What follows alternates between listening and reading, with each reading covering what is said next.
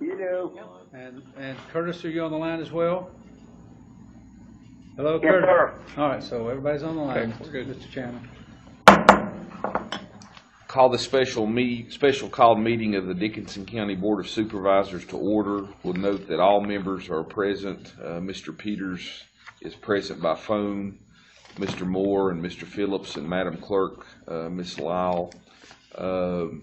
I'm going to ask Mr. Moore if he doesn't mind to open the meeting in a brief prayer, please. Sure. Let us bow our heads. Heavenly Father, we thank you again to be able to come into your presence to meet as leaders of our fine county. Help guide us with your wisdom and your passion in the decisions that we make, not just tonight, but as we move forward through these challenging times for not only our county, but our state and our nation. We thank you for all the gifts you've bestowed upon us and ask for grace in your name. In Jesus' name we pray. Amen. Amen. Thank you, David. Move on to item number 3. Mr. Chairman, yes, sir. just a brief housekeeping. Mr. Peters is wishing to participate electronically, and we have to read into the record that if we Forgot may. about that. First of all, the law requires that a quorum be physically assembled at the primary central meeting location. Mr. Chairman, have you announced that there is a quorum? Yes, sir. I would note for the record that there is a quorum present as 4 members are present in person here at this meeting. And secondly, arrangements have been made for remote participation by Mr. Peters. And he's not here, as he's located in another location, primary central location. He can tell us his location. Mr. Peters, can you tell us where you are located? Glenwood, Maryland. Okay. And would you be there on personal business? Personal business. All right. And so he stated the reason why he's unable to attend the meeting and wishes to be permitted to participate at the remote location. Then the board would have to have a motion to allow him to do so, Mr. Chairman. I'd like to open the floor up for a motion to allow Mr. Peters to. I make a motion that we allow Mr. Peters to participate by phone. Here, a second. I'll second that. All those in favor of allowing Mr. Peters to participate via teleconference, please signify by saying aye. Aye. Aye also. And I am staying because it was for me. okay, and I would find this is only the second time he has participated, Mr. Chairman. Once before he had a request to do so, and so he has no more than 2 remote access by participation. It was given him an opportunity to also participate and vote in any matters before us today based on your motion. Thank you, Mr. Chairman. Thank you, Mr. Phillips. Move on to item number 3. Ron, just to make sure, can you hear me, Ron? I can. Okay. Move on to item number 3, approval of the agenda.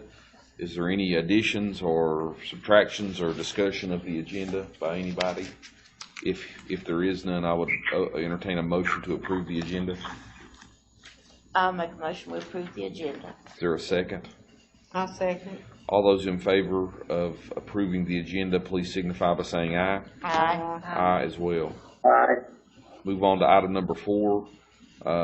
Turn the floor over to Mr. Phillips if he would like to tell us what we're doing with this resolution before there's any discussion or vote. Mr. Chairman, there's a resolution that we prepared for your consideration today, and it's entitled Resolution Declining Tenancy in Common with the Dickinson County School Board for construction of the new elementary school to be located on the Ridgeville High School campus. There is a little-known statute, it's 15.21800.1, that stands for the proposition that if the Dickinson County Board of Supervisors finances the school, as we anticipate, not the school, but finances the interim financing over a period of 1 year, then the Dickinson County Board of Supervisors gets an automatic, without any deed, a tenancy in common on the property. It says, and I shall read it for you, it says the Dickinson County School Board anticipates plans to construct a new elementary school on the campus of Ridgeview High School. Whereas by operational law, and this is the key thing, nothing has to be done, it's automatic.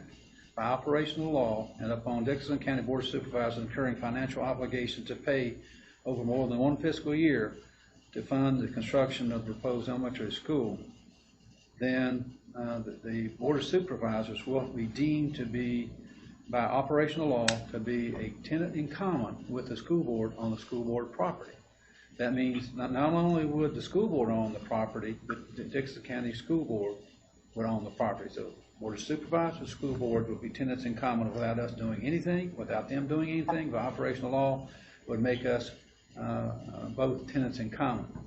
As I understand it, the Dickinson County Board of Supervisors wishes not to be a tenant in common with the school board for a number of reasons. And so my understanding is that this board may not want to be a tenant in common with the Dickinson County School Board. So that means you would have an interest, ownership interest in the school property as long as you are financing this property. And so this is a little known statute that you have to opt out. You're already in if you don't opt out by operation of law. It's one of the most unique statutes on the book where that occurs. So by this resolution, you opt out and you decline to be a tenant in common to the public school property at Ridgeview. That's what its basis is. Is there any questions or discussion regarding the resolution or the explanation? So it's not important that we stay co-tenants, right? That's correct. You probably don't want to for a number of reasons. Okay. Liability exposure and Right. lots of different reasons. Okay. Ron, did you hear all that? I did, and that's the part I wanted to hear why, and I concur with that. Is there any further discussion on the resolution or questions? Hearing none, I'd open the floor for a motion to approve the resolution. I'll make that motion. And I back up maybe, Mr. Now, Phillips. is this the resolution just to opt out? Yes, Is it your recommendation that this board enter or approve this resolution? I do, Mr. Chairman. Yes, sir. So I have a motion by And I'll make that motion. Mr. Peters. Do I hear a second? I'll second the motion. All those in favor of adopting the resolution as submitted regarding the opting out of the co-tenancy with the Dickinson County Public School System, please signify by saying aye. Aye also. Aye. Motion passes unanimously. I move on to item number 5, consideration for approval of the Dickinson County Public Schools PPA for construction of the new elementary school. Mr. Phillips, if you would maybe educate us where we are.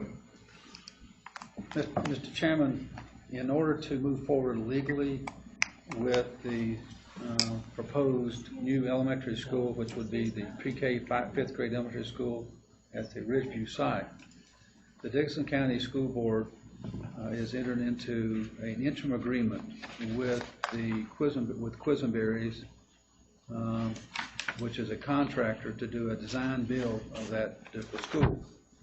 There are a two-step process in this. One is to do interim agreement, and all the interim agreement does is to allow the school board and their team, the PPEA team and firm and contractor, to fully develop the engineering and design of that particular construction project. And then the second step would be probably in January of 2021 would be the final contractor agreement that you have to approve. So you have to approve both. I sent a letter out several weeks ago noting that that was the case, and Skanska then indicated that they needed this agreement to move forward with that. And what I'd like to do would be to ask our county administrator to give. He's been involved in these before, and he's very familiar with this contract, and to give you sort of an overview from a county administrator's perspective. Mr. County Administrator. Sure. Thank you, Mr. Phillips. Of course, as Mr. Phillips has already alluded to, the public school system did an RFP for PPEA. That's a lot of acronyms piled up on top of each other. RFPs are requests for proposal. PPEA is public-private partnership. And the way that process works is you'll have teams that will respond with sort of what we call the first line proposals. From that first line, you want to enter into an agreement with one of those to do a more in-depth nailing down of details. And so what's in front of you tonight is what we'll call the first phase. First phase is from that RFP that the school division has deemed that Quisenberry's team is the team they would like to move forward with to do the detail phase for the design and not just architect design, but construction design and putting together that. I know Quisenberry's is the contractor. I think the Lane Group is their engineering firm. I can't remember off the top of my head who the architect is, but anyway, so as Mr. Phillips has alluded to, part of the process is the county needs to give its blessing so that they can actually on Monday night enter into this phase one agreement. Now, there have been several questions posed to me, and Mr. Phillips and I met with Lehman and Freddie Mullins a little earlier because we do have quite a bit of experience in working with PPA, and Curtis is on the line here. Curtis was helpful. He answered some questions for us and is here to answer any questions that you may have. But a lot of the questions that were posed to us or that we came up with are more of what I call questions that will be more phase two type things. There was a question about VDOT concerns, funding is for the roads. Is it in there or is it not in there? The best way I know to explain this to you is what they will approve to go forward with over the next 6 months. The school division is going to work with Quisenberry to establish what's called a GMP, which is a gross maximum price. That is for the actual contract to do site work, building, that type stuff. And sort of, if you've read through the document sent to you earlier, it was 50-some pages. You probably saw reference to things like, I think that one of the budget numbers in there was $21,600,000. There was a building budget in there of somewhere between $14, $15, $17 million. The reason those numbers aren't in concrete yet is because we're still probably at about a 40,000 square foot flyover of where we're going. Over the next 6 months, that will get whittled down to where the way you have to look at it is this tabletop, when we talked about how much money the Corps has, and what we're really concerned about is staying with the all-in budget. And Curtis will help us navigate this over the next several months. This tabletop is the all-in budget. What we're concerned about is you can't go through the top of this table. Your GMP will be a number that will be somewhere down here. It generally is about 2/3 to 3/4 of your overall budget. What this does tonight will allow them to enter into the agreement to get that part of the process done, because Quisenberry their job as the main contractor will be to hire subs. They've already discussed things with people like McFall and other local contractors to work on the project. Their job is to get all of that done. Then the other part of the budget will be things like if you have to paying for road costs, paying for things in relation to NEPA. And these are all things that we had talked to Curtis about today. We're going to keep monitoring those things. Curtis is actually going to submit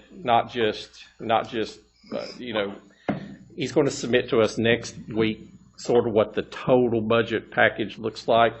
But what you have to understand is this thing will evolve quite a bit over the next 6 months. It can change. What won't change is this tabletop. The cap, which we'll call is that $24.4 million, that will not change.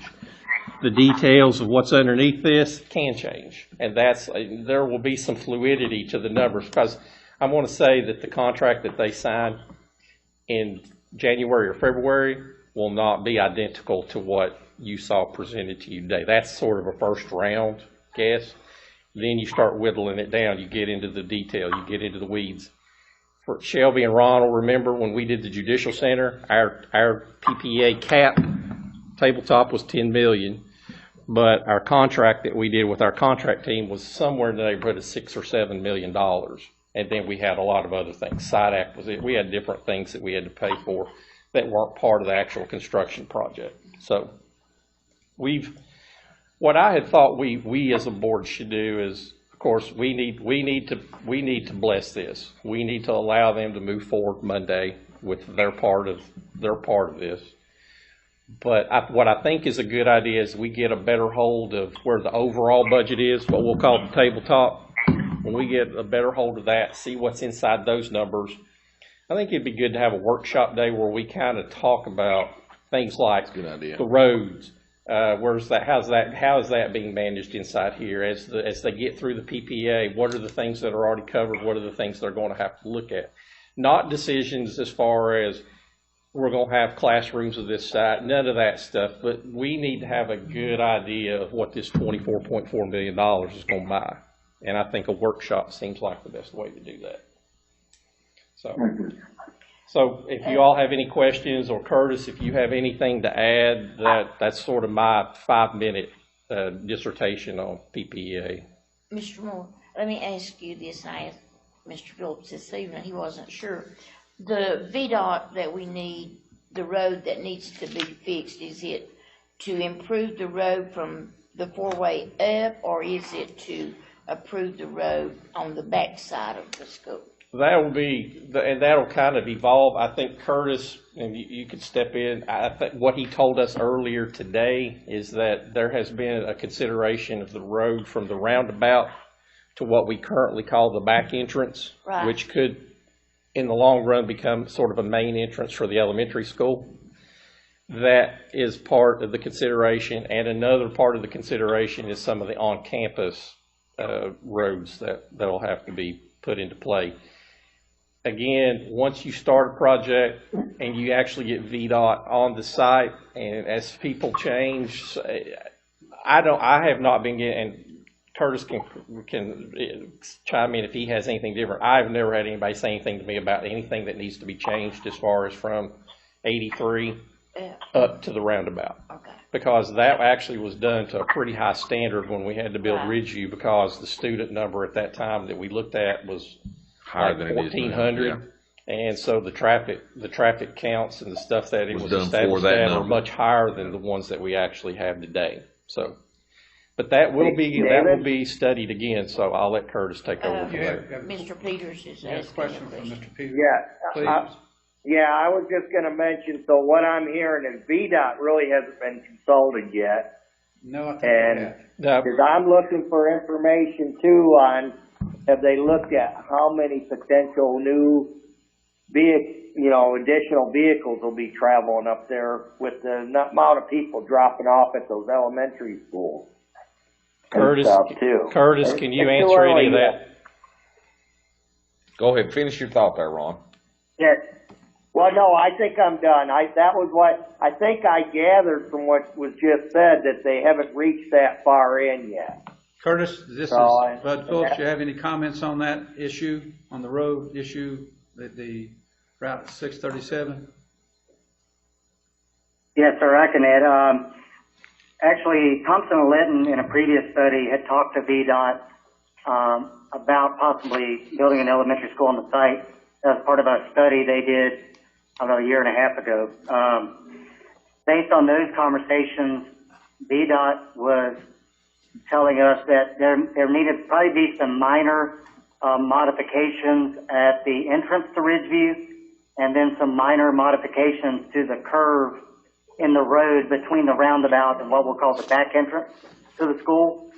And so the lane group has also looked at that. The Questenberries has included costs for those improvements in their number, in their contract cost limit that David was referring to earlier. So there is some money in the Questenberries not to exceed amount for those improvements. And Mr. Moore is correct. I mean, the devil's in the details. We still have to sit down with VDOT once the design progresses and validate that. And my understanding is they may come back with recommendations, not necessarily requirements. And then it'll be up to us on whether you want to actually implement recommendations or not. But we have money in there. I guess my only concern here is and I understand it's preliminary right now, I understand all that, but we do need to be an understanding here that 24.4 is the top, and we don't want no surprise safety issues later on, because part of this school is having a road to get to it. Otherwise, we shouldn't even pave a parking lot on the campus. We should let them walk in. Because it is a part of building a school to have a road to go there and stuff like that. And we want to make sure everything's looked at. Thank you. I agree, Ron, totally. I don't know, I guess David and Mr. Phillips, we won't know those answers until we go take this step. Well, No, we won't. You're right. tonight's approval does not preclude any of that. That nobody is signing up for any set numbers today. That stuff really gets hammered down in the next 6 months. And I think that's one reason the sooner that we kind of educate ourselves about all of this stuff, then it's going to be much easier for us to be able to talk and establish those baselines as we move forward. Because if we see things that are not in the budget or don't appear to be correct in the budget, there will be plenty of time in order to address those as we move forward. Okay.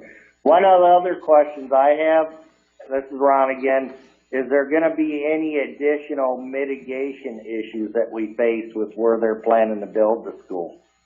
I think that, again, Curtis can answer that issue. Curtis, if you would, please. Yeah, we have had conversations with the Corps, as well as Virginia Department of Environmental Quality about the environmental concerns, stormwater management, all those types of things. What we've heard, what the Corps has told us, is that a full-blown evaluation was done on the Ridgeview site for the high school, middle school, and what they anticipate is some additional surveys and studies, but not a full-blown environmental assessment will be required. It's more of a modification of what's already been done. And since we're not planning to cut down any trees or impact certain areas of the site, that the NEPA process should take less than 6 months, and we just need to do a few studies. And the cost of those studies has been built into Questenberry's number. But we I was meaning more if we have to maintain any more environmental stuff as a result of this, or if we're going to anticipate any of that. But you won't probably know till you get further into the studies. Correct. Okay. There's no wetlands there now.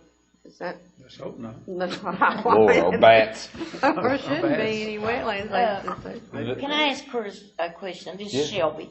Do you have a picture or a map of the roads? I look at maps and I can tell it better than you talking to me about where the roads are needed. Do you have a map or preliminary map? Schematic. Yes. I wish I'd have got this out earlier. I had just forwarded Mr. Moore and Mr. Phillips a preliminary design showing where the elementary school would sit, where the parking lot would be, where the road improvements are anticipated. But I didn't send that till maybe 5 or 10 minutes till 5. Okay, we'll get a copy of it. I apologize. That's all right. Yeah, Thank you. yeah. I think he was talking about Tommy Thompson's curve there, wasn't he? Is that the curve he was addressing? That big steep curve at Tommy Thompson's house? I think it is. The only other thing that I would add from all the discussion that our group had earlier, the only thing that from what you had been sent, the only thing we had requested to be changed was early in the document, there's a reference to elementary school project, and we had asked that that be changed to pre-K to 5 elementary school project. The reason for that is because there is strict terminology in the Corps of Engineer contract that the elementary school is a K-5 design. And we do also include pre-K along with our kindergarten program, and the Corps knows that and they understand that. But we just thought it was important that the language referencing the pre-K to 5 was in there, and that change has already been made. Mr. Phillips proved it to me. He showed it to me as he walked in the door. So. Okay. That on was, that that page was one, done. ain't it? That was the only change that It we says felt elementary needed to be school. made to the document itself. You got that email? I'm sending it. Is that something anybody want to look at before we vote? I mean, I wouldn't. No, dare I read- want, okay. I just wanted to look at it for myself, You should get it any and second. it may change, you know. Mr. Chairman, if I might to make sort of an analogy, the interim agreement that I have in front of me, I've read this 2 or 3 times, and our study group today went through and looked at it, reviewed it, and tried to do the best analysis we could. I've been looking at it for 2 days. And this is sort of a skeleton.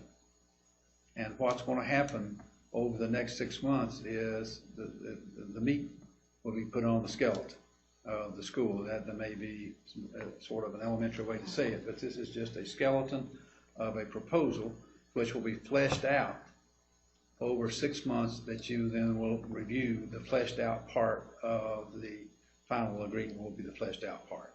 And this just authorizes them to move forward.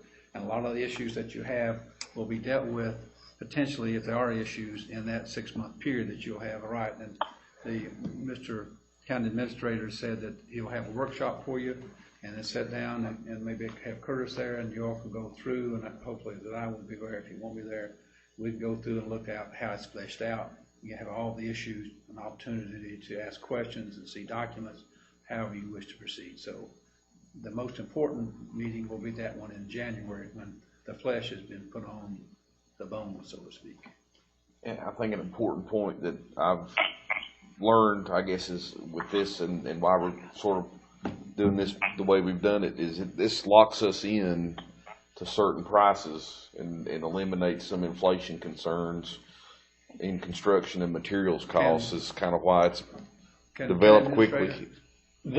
He's capable of discussing that. This first does not, the next phase does, and that's what, they've already proposed. And so they've already done, the Quisenberries of the world and the Lanes, they've done their homework. They'll tighten, what you do over the next 6 months is tighten that down. But yes, the advantage of the PPA is you eliminate the magnitude that change orders impact you, because the GMP establishes a ceiling on the contractor for the maximum amount of money they can get. What you become at that point, you're a partner with your construction team. And the way it worked on the Judicial Center is we were working together, making decisions, trying to find ways to save money or reallocate money to things that came up. As I said, you really minimize the change order process, because you will do a lot of vetting of those things over the next 6 months, so that they want it to be as tight as they can, because they want to know what they're going to get paid. Mm-hmm. And they're going to do the best they can to get their homework done, and we will do the best we can to do our homework. And if everybody does it correctly, you're right, this really minimizes the likelihood that things down the road will cause you to become over budget, because you've taken the majority of your project and put a cap on it. And so what we're talking about, the gap here, which is the site stuff, the other stuff, that's usually spent more toward the front end. So yes, it is a much more efficient way of trying to keep a cap on especially when you have a tight budget like this one, because we already know what this is. This is the $24.4 million that the Corps of Engineers has. So, Thank you. sure. Is there any more discussion or questions? Anything else, David, you think we need to know?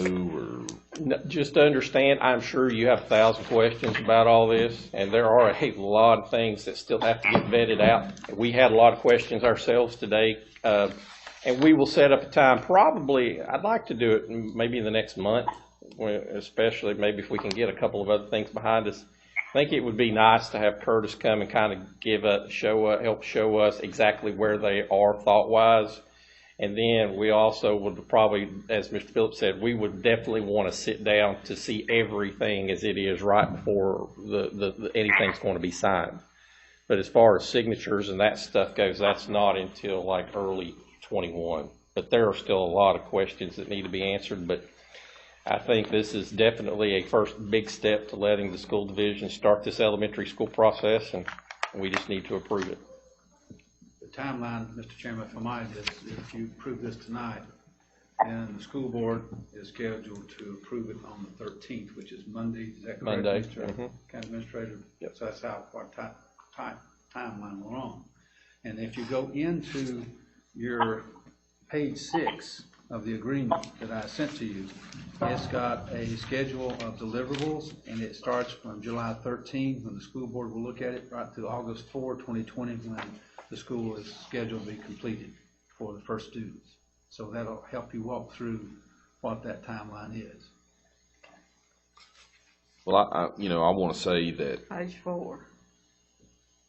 Mr. Phillips, I appreciate how hard you've worked on this, and I know how hard you work because I've been there with you for some of it, not all of it, but without your guidance on this issue, I don't know if we would have made it to this point.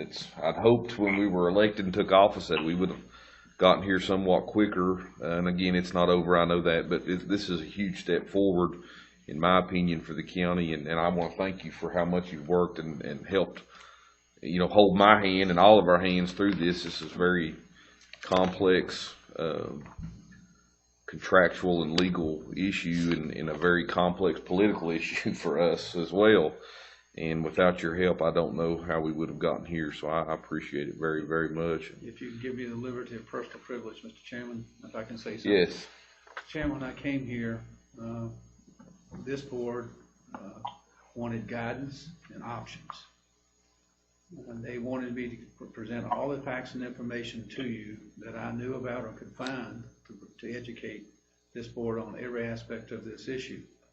I've tried my best to do that, and after you have heard the issues and given options, you have chosen, in my opinion, the right things to do. And all the right things that you've done over the last 3 months, in my opinion, that this board has made the right decision to move this project forward. This is one of the steps tonight that you have in front of you to move this project again forward to allow the school board to construct this K-5 elementary school. And if you're asking for my consideration, I would recommend to this board that you adopt this interim agreement tonight, if that's your pleasure. And David, I didn't mean to leave you out of that. I appreciate your assistance and certainly educating me on the issues and all of us. And this has been, of course, you and Shelby and Ron have sort of been in the trenches with this the whole time, and I know it's been hard on you all too. But I hope we can move the county forward. I mean, that's the goal for all of us, is to move the county and the families and children forward. And so I appreciate all the work you all have done myself. So Well, I felt that needed to be said, and so I do appreciate One final thing for the public that may be listening and for the press, there is another meeting that this board will have on the 28th, and there will be other actions that we anticipate this board may take to further the movement of this school forward on the 28th. If there's not any, Ron, is there anything you want to ask or No, say? I'm good. Okay. Anybody else? I'll make a motion. Well, I just want to say that. You making a motion to approve it, to approve the interim agreement? Yep. Go ahead and Yeah. close. I will second that, but I just want to know, I do thank Mr. Phillips and David too for, I second what Josh has said, and this board we have to do what we've got, what we've got. What we've got with $24.5 million, and we have to work with that and do the best that we can. And I think I'll second Ron's motion to this, and I just don't want, I looked it up today. I wanted to make sure, and the section, the Code of Virginia 22.1 through 79 gives the school board the right to pick the location for their school. And so, I mean, the horse is out of the barn. We're trying to get the horse back in and do the best we can. And I think this board has worked together and tried to do what's best that we can. And I'll second that motion. We have a motion and a second to approve the PPEA for construction of the new elementary school. All those in favor, please signify. I recommend a roll call, Mr. Chairman. Yes, sir. Okay, I'll do a roll call vote. I'll start with Ms. Willis. Well, finally, I love to say yes. Yes, ma'am. Finally. Ms. Luss, Yes. Ms. Kaiser, Yes. Mr. Peters, Yes, and yes for me as well. So the motion passes unanimously. One last thing, Mr. Chairman. I would like to have a motion from the board to take the interim agreement that you've just approved, the interim PPA agreement, and to include it in your permanent record as the agreement that you have approved. So it will become a part of the permanent record of the nice meeting. Do I hear a motion in that I regard? make a motion that we add that interim PPEA agreement. I'll second that. All those in favor of having the interim PPEA agreement as Attached, I guess. Attached to our minutes and our record of the Dickinson County Board of Supervisors, please signify by saying aye. Aye. Aye as well. aye. I'd like to make a comment. I didn't speak a while ago. Go ahead. With Rhonda looking at the code, that the school does have the right to pick the location. The board of the previous board and the school had argued and went back and forth, wanting it somewhere else, wanting to do something else, wanting them to, and it just never did go nowhere. Ended up in litigation. Am I saying this correctly? Yes.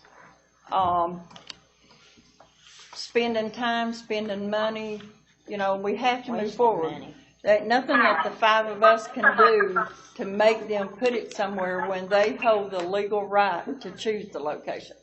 Myself, I think San Luke should have been rewarded for what the county got money for. But there's nothing that we can do about that. I don't know what might stand in the line for Irvington coming down the road. According to this paper, this is for a 500 student school, which is not going to cover both schools. I guess that's stuff you have to face down the road to how many kids is there, what might happen, but I'm just glad that there's going to be some kind of movement with the money that's been appropriated to get something. Elementary kids wants a new school like their brothers and sisters have in middle school and high school. May not suit the public, but we have to move forward. Thank you, Peggy. I agree. I have a comment, Josh. Yeah, go ahead, Ron. This is a big deal, Okay, so I'm going to leave some latitude here for people. Yeah. Go ahead. First off, I concur with all your comments about, thank you, David and Mr. Phillips, for all your hard work on this, and Freddie and Lehman and all the bunch. Just to clarify something, part of what I think happened the last 4 years is everyone got so focused on a piece of toilet paper that was called an FDA and thought that was a legal binding contract. That all became clear when we took office, so that's really the big thing for me that kind of sets the mood where we need to go from here. And I agree, we need to get moving forward. Thank you. Thanks, Ron. Move on to item 6. David, if you want to elaborate on why this is necessary. Well, as Mr. Phillips alluded to a minute ago, over the remainder of this month and the next several months, there will be other things we can do to help further along this project. The next big hurdle will be about money. And given the fact that the Corps of Engineers holds the funding for this, we actually will have to amend our FY 2021 budget to include this, and the total number was going to be $25,476,807. That is money not only for the elementary school, but also the remainder of the demo money that the Corps holds, because Sand Lick has to be demolished as well. So since the county is the financial instrument that all of this works through, we will have a public hearing on the night of the 28th. That will be held at 5:30. for public comment on this. As I told Mr. Phillips earlier, we do budget amendments here all the time, but I've never done one that basically doubled the size of our budget. This budget amendment's actually bigger than the budget we passed just last month. 200,000 more. So, I just need you guys to schedule this public hearing, and that night we will hold that at 5:30, and then later that evening, as part of the regular meeting, we'll pass that budget so that at that point in time, the county has provided the financial instruments for the city to pass through so the Corps of Engineer money can go to the Dixon County Public Schools. I make a motion that we have the public hearing at 5:30 Here a second. on the 28th. So we have a motion to have a public hearing on the budget amendment as presented by Mr. Moore. Do I hear a second? I'll second. And that'll Second. be held July 28th, 2020 at 5:30 p.m. All those in favor, please signify by saying aye. Aye. Aye as well. Aye. I know we've all made comments just before we adjourn. Does anybody else have any remarks? I know that's not a part of the agenda, but I'll open it up anyway. If there are none, I'll hear a motion to adjourn the meeting. I'll make that motion. Motion. Have a motion, here a second. I'll second it. All those in favor of adjourning, please signify by saying aye. Aye. Aye as Mr. well. Ellsworth, Aye. Mr. Ellsworth, thank you very Thank you. kindly. Thank you, Ron.